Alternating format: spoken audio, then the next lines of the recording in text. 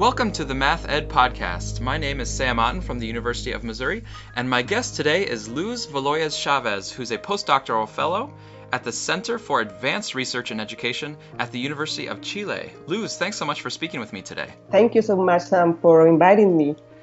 Yeah, I'm very happy to talk to you, and you have a very interesting article that came out recently in Educational Studies in Mathematics, volume 100, and the article is about the making of new mathematics teachers, but not new mathematics teachers in terms of early career or beginning, but really new mathematics teachers in terms of the reform movement and trying to move towards a new pedagogy of mathematics. And your article really digs into the teachers' perspectives on what it's like to be part of the change, and we're going to dig into that article. It's a very interesting take that you have. But before that, I want to get a little bit of background on yourself. So I know you went to a very esteemed graduate program in mathematics education, and I wonder if you could first just talk about what your dissertation was and who you worked with when you were in grad school. I went to the University of Missouri. All right. That's my school. I'm very happy. And my dissertation was about unpacking racism in the Colombian mathematics education community, particularly in mathematics classrooms. So Colombia is portrayed as a racial democracy. It is believed that racism doesn't exist in our country. So after going to the United States and realizing what is the meaning of being black, so I just wanted to focus on racism in my country. So I did my dissertation in that topic, and my advisor was Dr. Catherine Chaval. Mm-hmm. And now you're continuing to think about issues related to race, but also more broadly, the subjectification of people and teachers in particular. And the article that you have in Educational Studies in Mathematics, you really focus on this idea of a resistor teacher, a teacher who is resistant to change. I wonder if you could just help us understand that notion of a resistor teacher and how the concept of it arose in terms of our discourse of how we talk about teachers.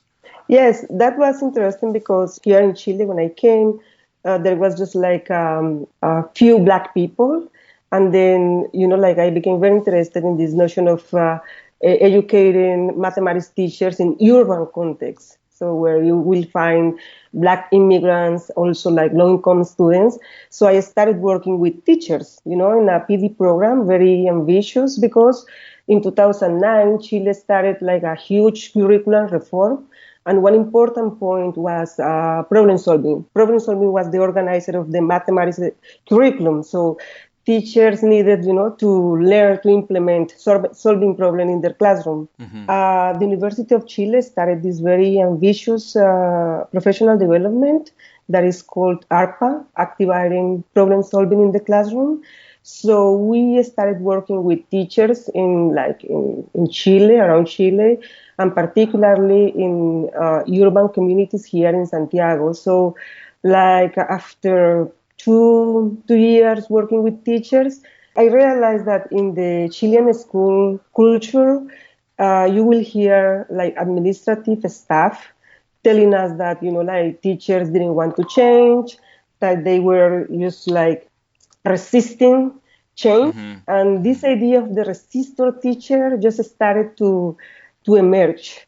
And I went to the literature and I also found many articles about the resistor teacher, like this individual teacher who doesn't want to change, is not willing to change, even if we as researchers have the knowledge and the ability to help them implement change. In mathematics instruction, they don't want to do it. It's the lack of willingness to do it. So it was for me very interesting, the school discourse and the math education, research in math education, just portraying this individual teacher as a resistor. Yeah.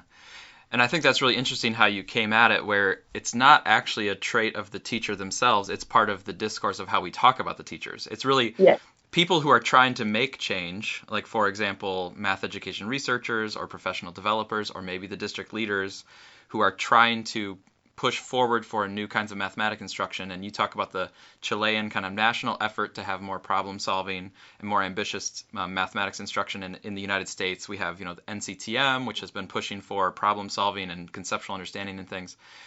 But it's when we're trying to push the change, and then we, in our discourse, we characterize those teachers as the resistor teachers. But that's part of the discourse that's happening. It's not necessarily like an inherent trait of the teacher. Yes, that's pretty interesting. For me, it was very like revealing because it is like like reform efforts in particular in urban context that don't work. And the first individual to blame is the teacher. I mean, it's not our fault. It's not because we lack I don't know resources or knowledge, but it's because the teachers don't want to do it. And it's just like blaming. It's a blaming game. Yeah. That was very interesting for me. Even like in my center, just researchers addressing this issue, just like teachers don't want to change. So it was very appealing for me. Yeah, to think about this more, about how we're positioning the teacher and how we're talking about this issue. Yeah. That leads me maybe to this article then. What was the primary goal that you had for writing this article in Educational Studies in Mathematics? Yes, I wanted to open a conversation about how we as researchers approach our work with, math in-service mathematics teachers. It's very interesting that we just go to the schools and ask the teacher to work with us, but we don't approach the teachers as human beings, like these individuals who have a history, particular interest. They are just inside of a very dominant school culture, particularly here in Chile. So we don't know anything about, teachers, about their lives, about the things that really worry them. So, for instance, when I started just visiting the schools in my project, I found that teachers were very disappointed because of the salary, because of the work conditions. They are overwhelmed by the amount of work they have to do. They have to take work from the schools to the home and work overwork, So it's very hard for them to deal with so many issues in schools, and then we go to the schools and ask them to spend time with us, thinking about high cognitive demand task, and all these new demands to them. So it's just overwhelming for them.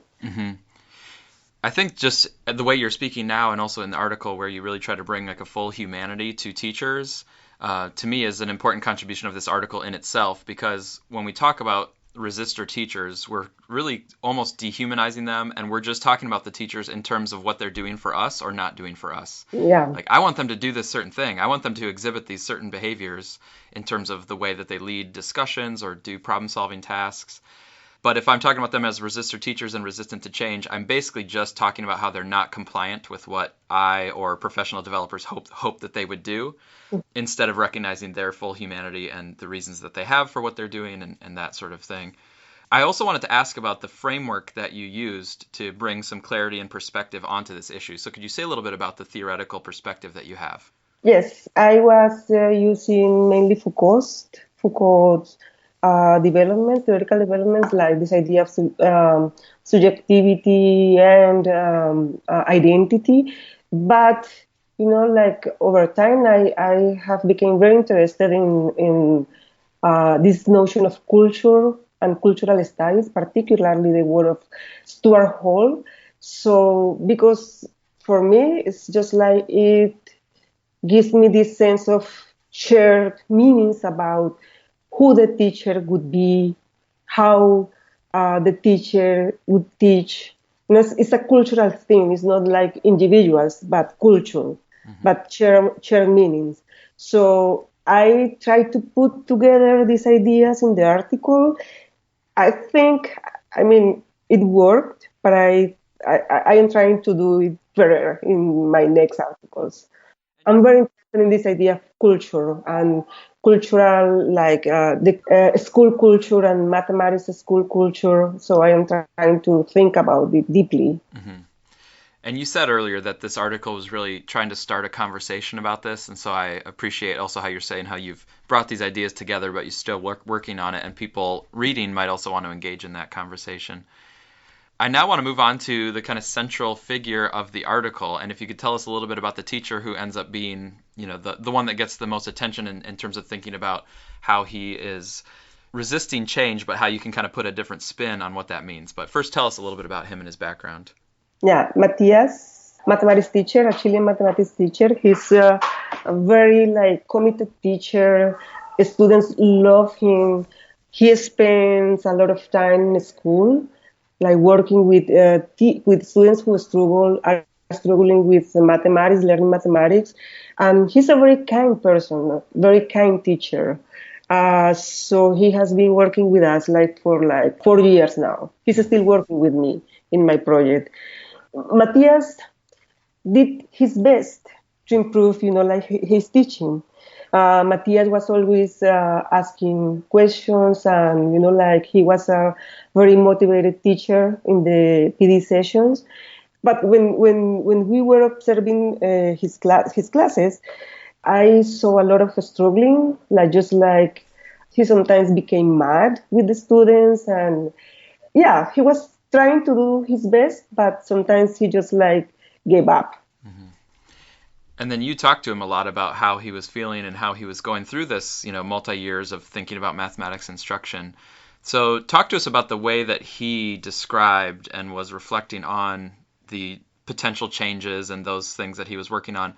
The way in the article that you talk about this, you really disrupt the notion of resistor teacher and you put a different spin on it. So could you just talk to us a little bit about how that played out with him?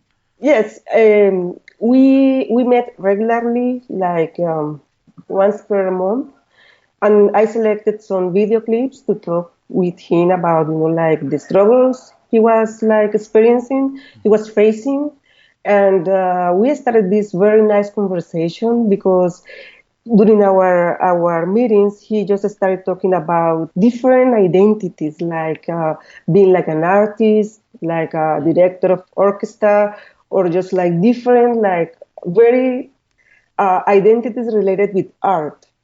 And I started just following his ideas about these ways of describing his work as a teacher.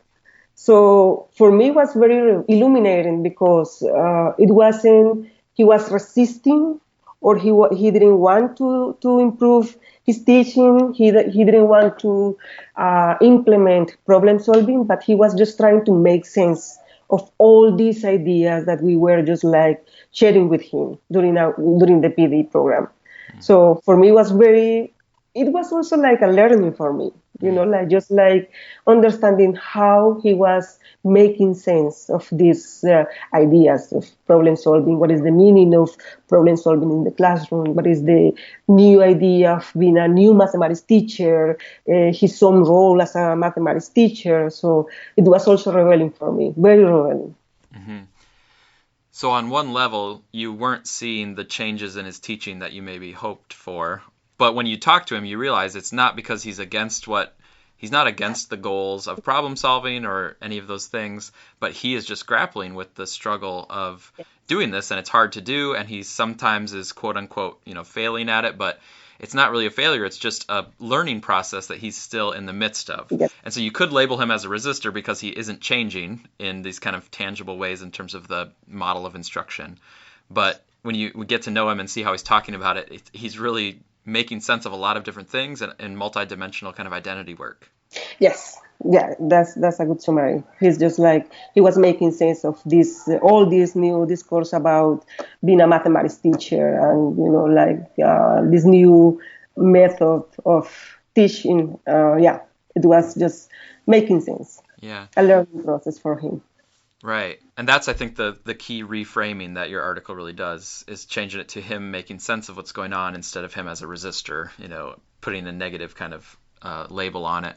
You mentioned that you're still working with Matthias. What would you say his future looks like? What do you kind of see as his path going forward as he still continues to do this? Yeah, we are focusing on designing very motivating tasks for the students. And we are also working on challenging some ideas that he has about the students. These are low-income students, immigrant students, and he has low expectations for these students. They can learn mathematics, it's hard for them, to solve this task. They don't have the ability to do mathematics. So we are working on these ideas. I am trying to create learning experiences for him just to challenge those ideas. It's a hard work, but I'm pretty optimistic about this work. Mm-hmm. I'm speaking with Luz Valoyes-Chávez from the University of Chile, and we're talking about her article in Educational Studies in Mathematics. And I want to ask you one more question about that article. You talk about professional development in general, and you make some international connections to these bigger issues of professional development with teachers. And you talk about how professional development usually ignores not only rituals and practices within the local school culture, but they also disregard often teachers' social and cultural experiences. So you kind of have some critique of the typical approach to professional development. Like you said earlier, sometimes ignoring the humanity, the cultural aspects of the teacher that is, part of the professional development. If you think about your study and the new perspective that you're bringing in this article, what do you see as the implications for doing professional development maybe in a different way? I think we need to approach our work with teachers in a different way. We have to ask them what they need, what they want. We never listen to teachers. It's just like we go to the schools and just try to tell them what to do, like if we were right and they were wrong. So I think we have to listen to teachers, their needs and stories and cultural and social backgrounds. We have to work with them in that way. That's what I'm trying to do. And it's just also like a learning process for me as a researcher and a teacher educator. I think that's an important thing. Mm-hmm. It's just like, I think we have to question this hierarchical positioning between researchers and teacher educators and teachers. It's like teachers don't know anything about teaching, and they know a lot. Mm-hmm. So we have to build with them new knowledge about how to teach mathematics to students. That's what I think. Yeah, they know a lot, and they also have a real school culture that's a real thing in their life. One shift that I'm trying to make in the last year or so with professional development is instead of having a professional development package that's sort of prepared ahead of time, here's some strategies that can really work, and I've designed several hours of PD that will help develop these strategies or whatever it might be. But instead of pre-packaging it, actually just changed PD to going to a school, talking to teachers about what's your daily practice like, what are your routines in the classroom, what is your school culture in terms of how you interact with other teachers or your assessment programs or whatever it might be. And then my job as a professional developer is to actually tailor any recommendations to your specific setting and your specific routines that you have. So instead of me coming with a prepackaged program, I just talk to you about, this is your routine for warm-ups, or this is your school's routine for assessment, or this is your teacher team's, culture of how you work together. Let me try to see if I can find a suggestion or something that we can work on together that fits within your culture or fits within your teaching routine. Now, we might have some criticisms of the norms and cultures, but I don't think we can ignore them. I think we have to work within them and try to make some adjustments together with the teachers. I don't know what you think about that. Yes, there are some things that I can change. I cannot change, for instance, the salary conditions of teachers. They are always complaining, at least here in Chile, how low the salary is. Same thing here. Yeah, and they have to the whole day, and then they have to take, work with them to home and work over, overnight and this kind of thing. They are always complaining about these kind of things. I can't change that, but I can listen. I can talk with the teachers about these feelings, or of dissatisfaction, and also I don't know. It's just I think it's not just about complaining. They have things to say that make difficult to change math instruction. It's not just about teaching mathematics and knowing better about student thinking, content. There are so many things going on in the school culture that you have to be aware when you work with teachers. And we usually disregard these things, these ideas, these problems. So I can't change the school culture just like with a PD program. I can't. But I have to be aware of these circumstances when I work with teachers. Mm-hmm. Well, Luz, thanks so much for that work. It's definitely very thought-provoking, and I encourage people to grab the article from Educational Studies in Mathematics. I also have one more question I want to ask you, and this is just having a little bit of fun. And we overlapped briefly here at the University of Missouri, but you were mostly done with your program already, so this is also a chance for me to get to know you a little bit better. If you were not actually doing mathematics education as your career, is there something else you could imagine doing instead? Yes, I will be a chef. I love cooking. Oh. Yeah, that's my second option. I don't know, maybe one day I don't know when, but yeah, I love cooking for my friends and my family. So yeah, so it's a share, like hobby with my husband. So we are always inviting people to our home and just like cooking for them. It's a crazy thing. Yeah. Mm. What are some of your favorite things in Chile to prepare since you've been there? Meat.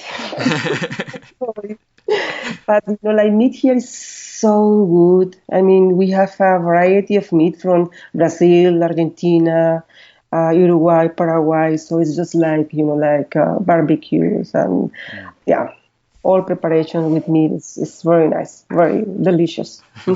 Well, that sounds wonderful. I think I need to go to lunch break right after this.